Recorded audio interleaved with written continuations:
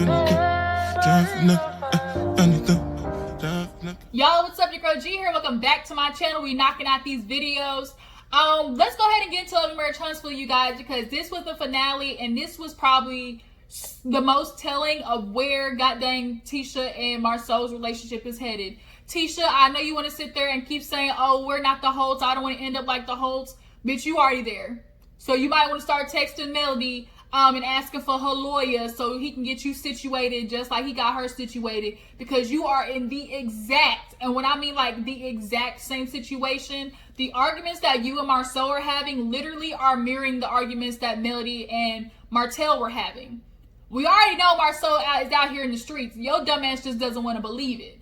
And I really feel like after watching this episode, I'm watching Marsaue sabotage the relationship in a way. Like, I really feel like he's finding these issues and then not giving Tisha, you know, a blueprint, or just, he's not asking for anything from Tisha. He just keeps complaining, but not offering up any solutions. I don't think Marsaue wants to fix this.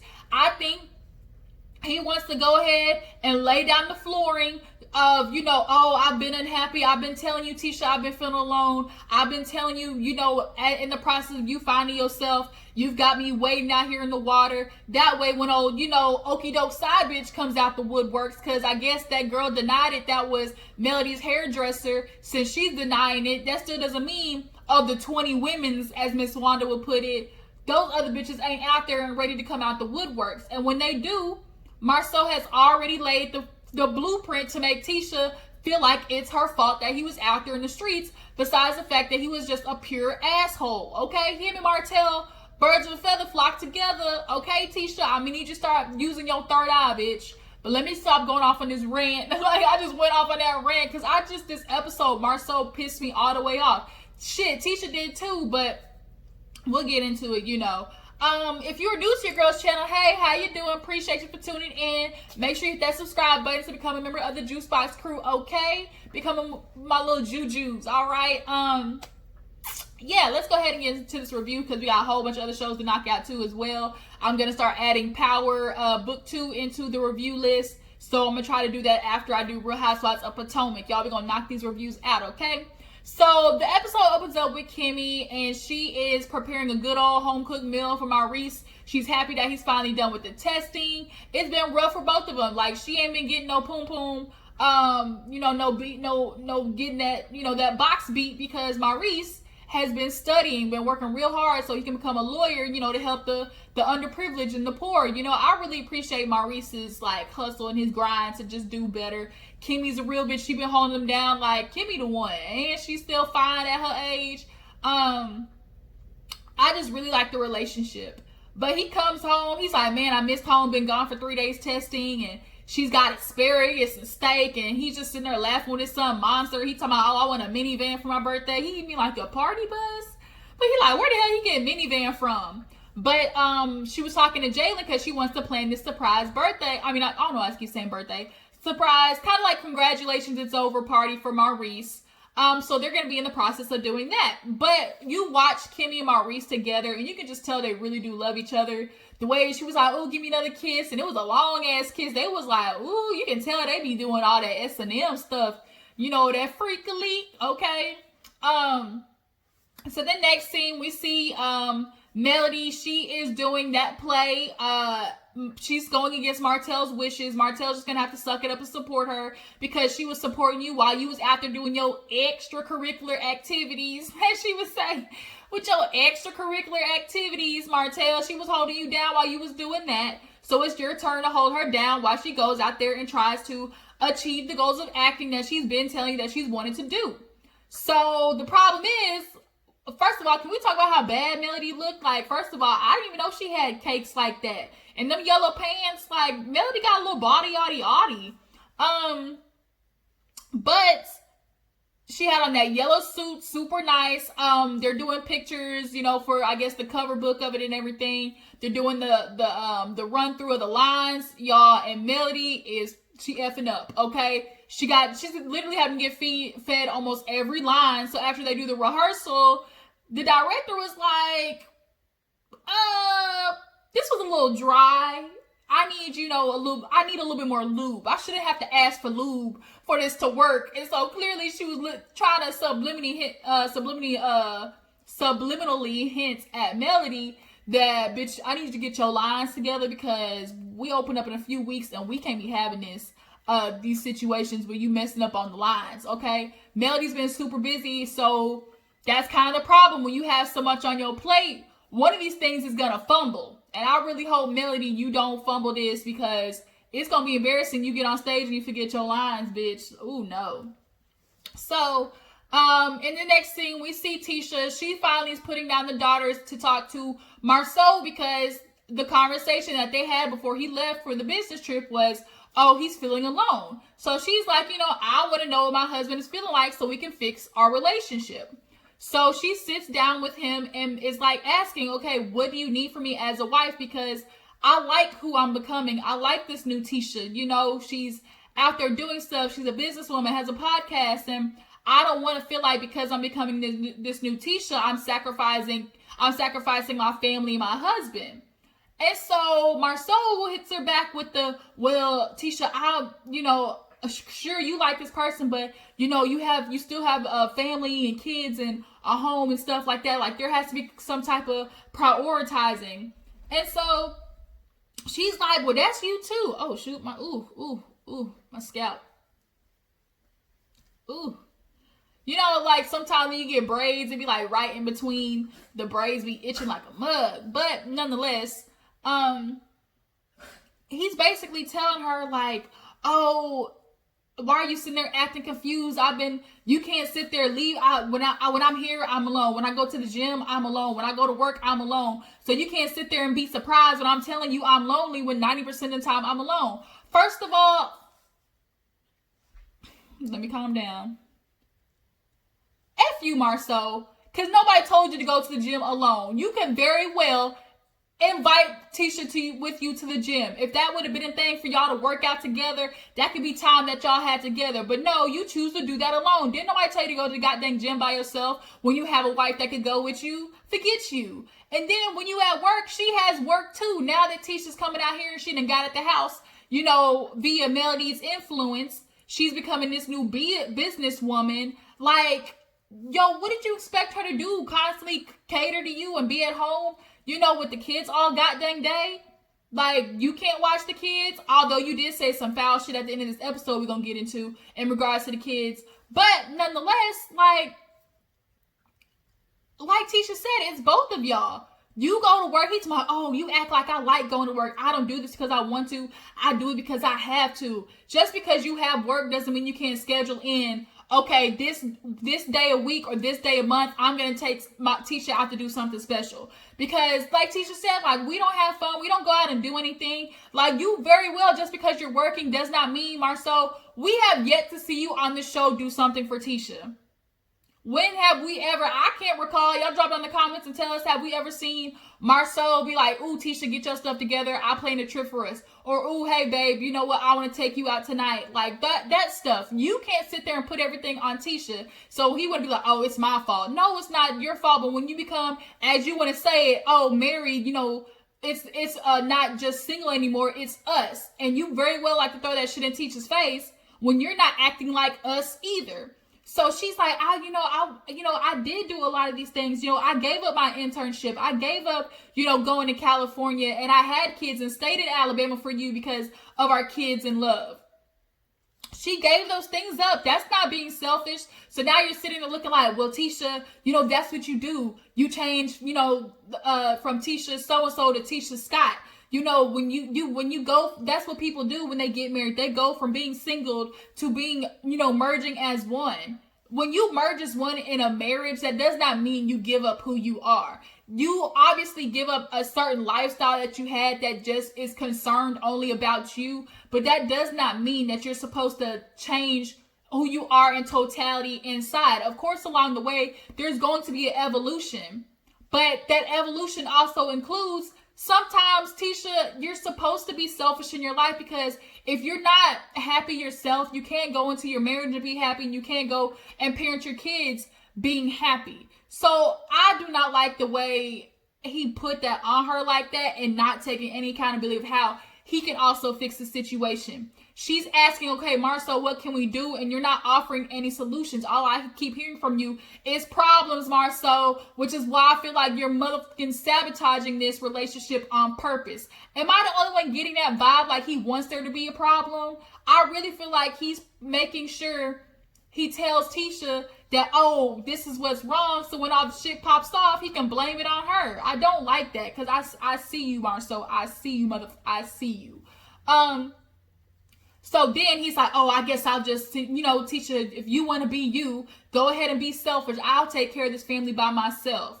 And he like puts his hand over his head and out all dramatic, like doing all this and like looking at her. And so she just gets up and leave. And I'm just like, Tisha, you should have been gone, bitch. I would have hit that door already. So after that, we see Melody getting ready for Maurice's birthday party. Martell comes in. She's like, oh, that's a nice jacket. You gonna wear that to the party? And he like, I ain't going. She's like, what? Like, you sending me by myself? He's like, I ain't sending you nowhere by yourself. You can stay home and chill. She's like, I just would have thought because it's Maurice, you would put your big boy britches on and just went because we're celebrating him. And he's like, oh, I'm not going, because I don't want to go for Maurice and Marsaue and Tisha, if that's what you want to do. She's like, first off, I'm not going for them. I'm going for Maurice, and we should be able to celebrate him because that's a big accomplishment that he's doing. So he's like, I already told Kimi, like, I'm not going. They do a flashback of their conversation. And of course, she's a little disappointed because he didn't even go to the vote thing either. Like, Martell, I get it. At least you sticking firm in your beliefs of like, oh, I'm not fucking with them.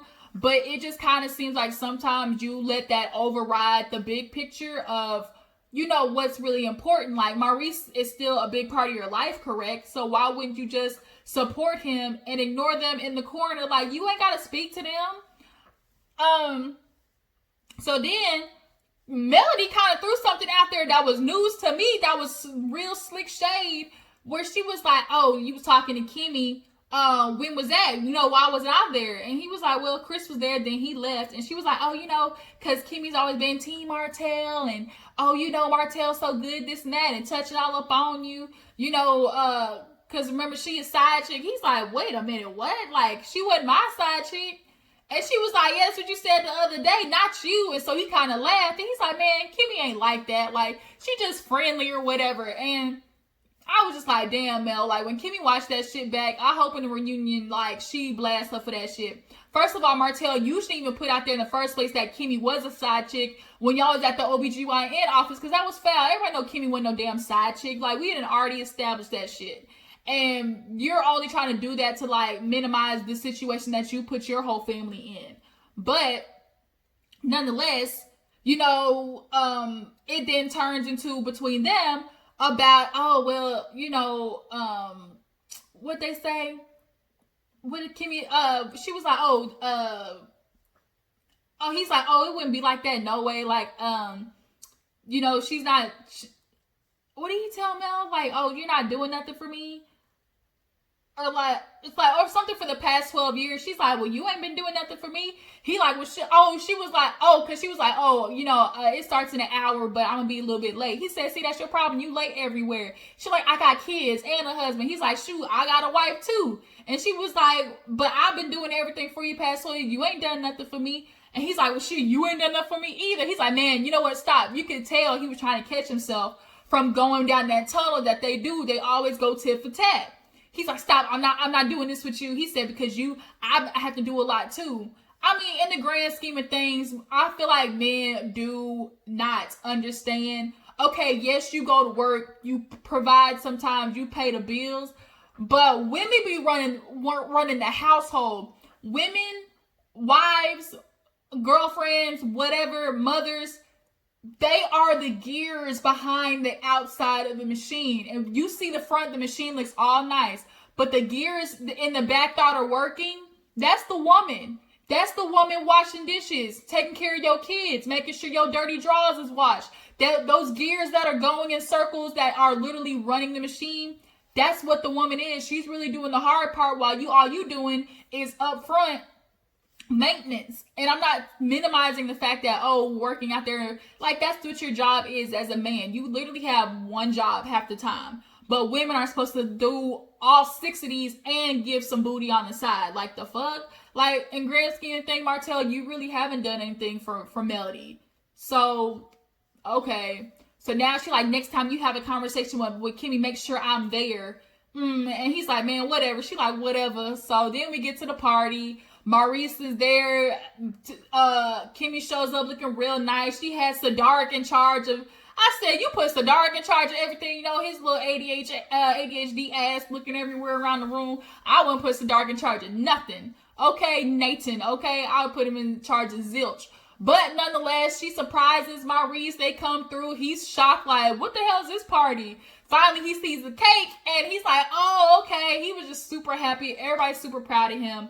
Of course, Tisha and Marsaue show up, and it's like, oh, we're going to follow the Holtz blueprint and, you know, put on a face for everything. Put on a face out here. What did she say?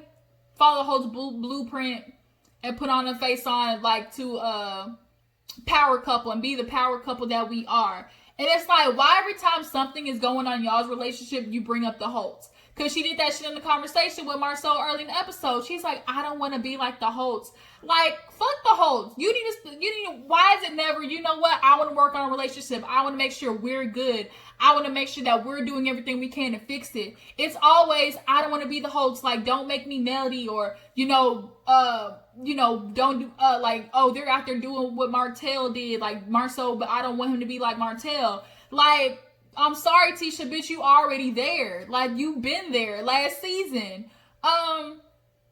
And I just find it real ironic how you just so much don't, like, you feel like they're not a part of your lives, but you constantly bring them up in regards to your relationship. So subconsciously, Tisha, like, bitch, you already speaking all types of truth of how you realize that you are the Holtz ×2.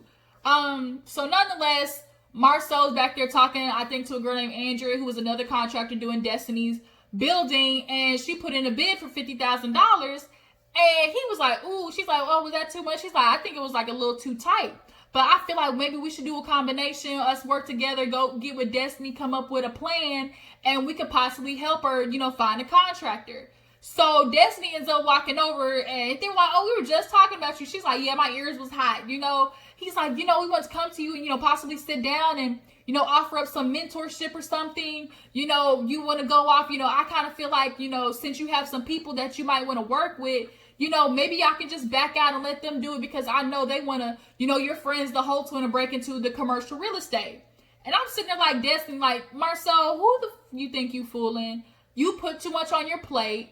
You didn't realize you were going to be either this busy, or you didn't like the fact that Martell and the Holtz or whatever were going to be in the same situation with you. You didn't want it to be a competition, so you want to back out. Like, whatever it is, like, you're really, the way you're playing this is, like, is real stupid. Like, nigga, we catching on. So then, she's like, the Holtz, like, why would I, she's like, yeah, a mentorship, I want to make sure, like, any black contractors or people who are around, we can all help each other. So then Melody ends up coming up, and she's like, what y'all talking about? Y'all see how the hell Melody was picking off Destiny's plate like a mug? Took all the damn ham and cheese off her plate. But Marsaue was like, oh, I was just telling her about how, it'd be a great chance to, for us to sit down and offer up mentorship. And Destiny was like, no, well, he actually brought up, you guys, like, he wanted to mentor you. Melody was like, mentor what? Sorry, Marsaue, we wanted a mentor, nigga. We wouldn't ask you. He's like, well, I don't want you to put it that way. I don't want you to feel like, oh, we're offering up a handout. And so even the friend Andrea was like, wait a minute, I'm lost here, Marsaue. Like, I was with you in the beginning, now I'm confused. Like, what are we doing? So Marsaue, I really feel like he got himself caught in a circle. Like, cat caught his tongue, and so he was trying to fix it. And it'd be like, oh, I don't want you guys to see, like, oh, as we helping you, or like a handout. She's like, bitch, how are you helping me? Like, what are you talking about? Oh, it's not just help, it's a mentorship. Nigga, who are you mentoring? He's like, well, didn't you want to get into the commercial? She said, no, like, if I did, I wouldn't ask you. And by that time, Tisha had gotten there, And Tisha was like, he's just trying to save, like, oh, if you guys want to break into commercial real estate, you know, we would be there to help you. She was like, like, how about you finish a project first? There go Tisha, there goes the shady male we know. And Marsaue looked at her like, don't do this, like, you a businesswoman, stop it. And in the confessional, he's like, you know, Tisha, I get it, but every time, you know, she calls you a dog, don't bark. He said that same shit at the reunion.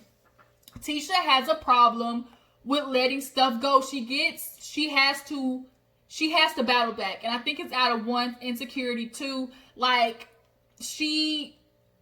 there's always, like, she has to check Mel. Even if Mel did say something slick like that, like, you not rebuttaling gives you the power, Tisha. And I get what Marsaue is saying in that aspect. It's like every time she does something, you have to come back, and you don't. And then that's why you and her are in this situation now, because either one of y'all don't know how to just sometimes shut the fuck up and leave stuff alone. So now Melody's like, Marsaue, you ain't playing, you ain't mentoring nothing. Let me exit stage left after eating all of Destiny's food off the plate. So then we get into the last scene, and Marsaue comes home. It's like 5:30. He like, shit, ain't no dinner. And then he walks upstairs, and she's like, how'd your day go? He's like, oh, you know, I had such a fun time. She's like, oh, really? What was so fun? He's like, oh, you know, went to work, came home, made me some dinner, and it's a bowl of freaking, like, chips or something. And she's like, why are you being shady? And he's like, oh, you know, I just really expected, you know, something different or something like that. And it's like, nigga, you came home at 5:30. Who the hell eats dinner at 5:30? You start preparing at 5:30. Most people eat dinner around 7:30-ish. So you could have had something at the refrigerator until she, like, got dang cooked, okay? So fucking extra. So then she tells him about going to Birmingham. She's like, oh, I'm going tomorrow. He was like, Tisha, why didn't you tell me? She's like, oh, you want me to start syncing calendars like Destiny LeBaric?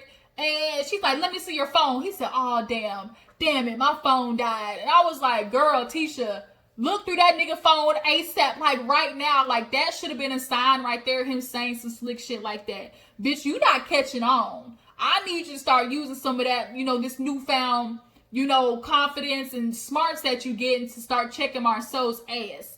So then she was like, well, you know, I'm gonna go, like, you can watch the kids. He was like, that's what they have a mom for. She's like, that's what they have a dad for. And Marsaue and his goddamn 1960s attitude, what the hell did you have kids for if you're not gonna be there for them? Marsaue, just freaking providing a roof and shelter for kids does not constitute your responsibilities as a dad. Like, why can't you watch your own damn kids? So then he want to be slick talking about, oh, you know, I do know, I have seen some young, you know, nice looking babysitters. And she looked at him like, we doing that? Okay. So then they get into this argument over, you know, her leaving and why she leaving him with the kids. And she's like, I want to go, you know, do this event, as she puts it, this event, and you can come with me. Literally in that meantime, her friend calls and says it got canceled. So then he comes back in the room and she tells him, and it's like, he starts chuckling all, you know, goddamn, like Hamburg, what's the dude, that damn thing that be laughing on that cartoon. Nonetheless, Marsaue thought it was funny. And she's like, really? Like, what's so funny? He's like, oh, you know, it just got me on the inside. So then she's like, well, I'm still gonna go. I want to see my family. Haven't seen them in a long time. I want to check on them. So she's like, you want to come with me? He's like, oh, the same people that pushed me away now you want me to see them? She's like, when have you ever had a problem with my whole family? He's like, oh, this is news to you? She's like, yeah, like my whole family? Clearly Tisha's whole family does not, I don't think is really like that with Marsaue. But he's like, oh, they're from the other side of the tracks. And so she's like, wait a minute, what the f does that mean? And I get how it's a trigger to Tisha, but I also get, Marsaue, you need to understand when most people say, you know, you're from the other side of the tracks, it comes with a negative connotation.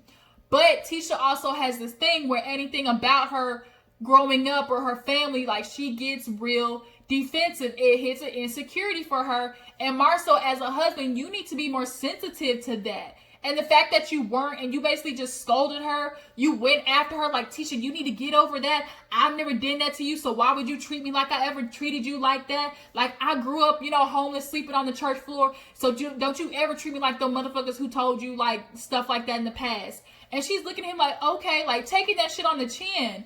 And I'm like, Marsaue, your wife is literally trying to explain to you how it affected her and what that means when people say the other side of the track. And it's like, you're not listening, because he's always trying to make Tisha, I don't know, it's always like he just wants her to just take it, like, suck it up. Like, he's looking at her like, so what, you were teased? What happens in people's childhood mold them to what they are as adults, Marsaue. And your wife, he's like, oh, write down another trigger word so I know what not to say. Like, you're being an asshole right now. And I really feel like the way he handled that situation just goes to show how much he does not care for Tisha's feelings anymore. He feels like she has her place as a wife and what she's supposed to do, and anything that goes against that, he finds a problem with, and he's always going to find a problem with. Tisha, bitch, you need to hit the dough ASAP, immediately, exit stage left, because then it's like, oh, he said, why do you think that you're down here and you're up here? I could have been down here. And it's like, well, for her, Tisha has an insecurity, obviously, and Tisha, I need you to get some balls, girl. Get some cojones to start checking Marsaue's ass. That was the episode. It ended right there with him basically telling her, like, you need to cut that shit out. Why you always getting emotional? You're the one who ashamed of how they grow up, not me. Didn't nobody tell you to act like that? And it was like, wow, Marsaue, like, wow. And so she's like, I guess you're not coming to Birmingham. He like, no, I ain't going nowhere with you. I said, bitch, girl, start planning your exit. That was the episode, y'all. Tell me how you feel about the finale, how the season went, because COVID came through and knocked all that shit out. So, yeah, we're going to see how next season goes and how the reunion is. And we're going to be staying tuned. We're going to be staying tuned to that, you guys. Appreciate you for, watching Girls Channel. Make sure you like this video, subscribe to my channel, and I'll check all you hosts later. Deuces.